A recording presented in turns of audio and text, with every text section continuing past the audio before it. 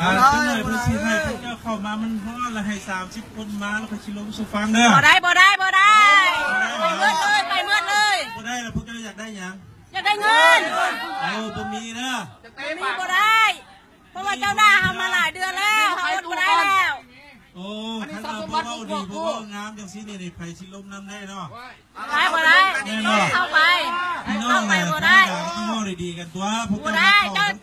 เจ้าหันว่าด่าทำมาหลายเดือนแล้วเขาต้องเป็นเลยค่อยด่าเลยเขาด่าค่อยประเกยลายเจ้าเป็นประธานดีแค่ไหนเจ้าเป็นประธานเราดีเราด่าท่านพวกเจ้าว่าด่ากันนี่นะค่อยสิถามว่าไผ่ด่าไผ่ก้อนไหน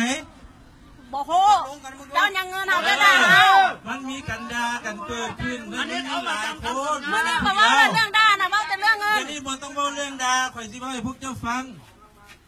มันต้องหาทางออกที่ดีให้ทั้งสองฝ่ายเป็นบ่มันสั้นเลยพวกเจ้าเสียพวกนี้ไปฟังเบิ้ลมันกับบ่ได้บ่ยอมเขาบ่ให้มื้อนี้เขามีการประชุมแน่มื้อนี้เขามีหลายเรื่องจะรับผิดชอบตัวนี้เตี้ยแหนท่านพวกเจ้าบ่รับผิดชอบใครก็บ่รับผิดชอบเพื่อนนะมาผิดชอบบ่ได้เจ้าเป็นผู้ประชุมไงเนี่ยท่านมามีเรื่องประชุมเกิดขึ้นชุมนุมอย่างที่เคยบ่รับผิดชอบเด้อท่านบอกเจ้าเลย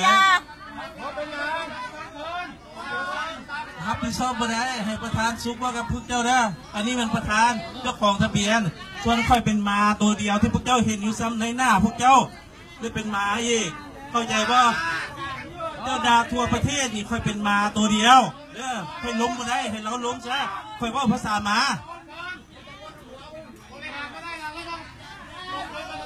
โอเค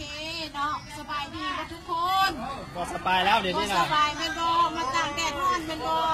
เป็นสบายจังไดตอนเอาเงินเอาแล้วบ่ได้บาทจังซี่เนาะพวกการที่ฟัง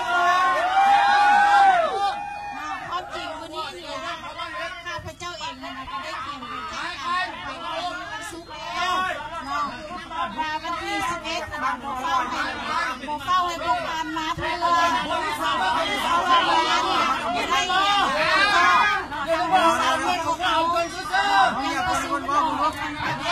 อันแล้ว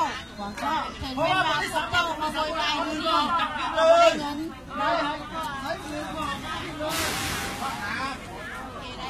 ดอกสนั่นค่ะพวกเจ้าโวยวายแบบนี้มันก็ไม่ได้เงินดอกโอ้ยบ่ได้บ่ยอมเด้อมื้อนี้แม่มือมาเอาสุดท้ายเด้อบ่ให้แก้เวลาอีกแล้วสิให้เขาตอบแต่ก็ดีเนาะพวกทานสิฟังหรือพวกทานบ่ฟังมันก็เป็นเรื่องของพวกทานเด้อสำหรับเวลาฟังแล้วสิได้ไปประชุมอยู่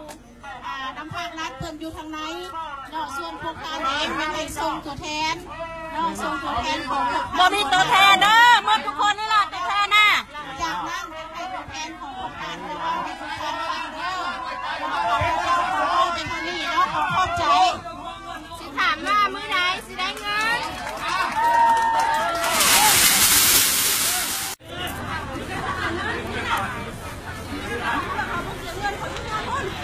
มีเสียงแค่ที่ไม้ทั้งห้องเลย